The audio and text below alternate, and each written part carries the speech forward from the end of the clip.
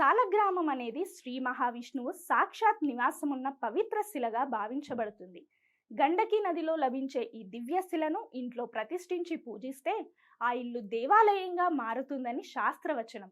సాలగ్రామానికి ప్రత్యేక ఆవాహన అవసరం లేదు, ఎందుకంటే శ్రీ మహావిష్ణువు నిత్యం అందులో కొలువై ఉన్నాడని విశ్వాసం. ప్రతిరోజు ఆవు పాలు లేదా పంచామృతంతో అభిషేకం చేసి తులసి దళం సమర్పించి సాధారణ నైవేద్యం పెట్టి భక్తితో నమస్కరిస్తే చాలు.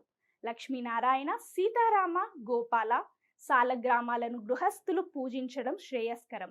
వివాహం ఆలస్యం అవుతున్న వారు లక్ష్మీనారాయణ సాలగ్రామాన్ని భక్తితో ఆరాధిస్తే కళ్యాణ ప్రాప్తి కలుగుతుందని నమ్మకం. సాలగ్రామ దర్శనం, స్పర్శ, అర్చన ఈ మూడింటి వలన అపారమైన పుణ్యం లభిస్తుందని పురాణాలు చెబుతాయి. బృంద శాపంతో విష్ణువు శిలారూపం ధరించి సాలగ్రామంగా వెలిశారని కదా మనందరికీ తెలిసిందే. సాలగ్రామాన్ని శ్రద్ధగా పూజిస్తే ఆరోగ్యం, ఐశ్వర్యం, శాంతి కలుగుతాయి.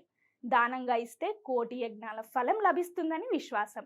భక్తి, నియమం, విశ్వాసం ఇవే సాలగ్రామ పూజలో ప్రధానమైనవి.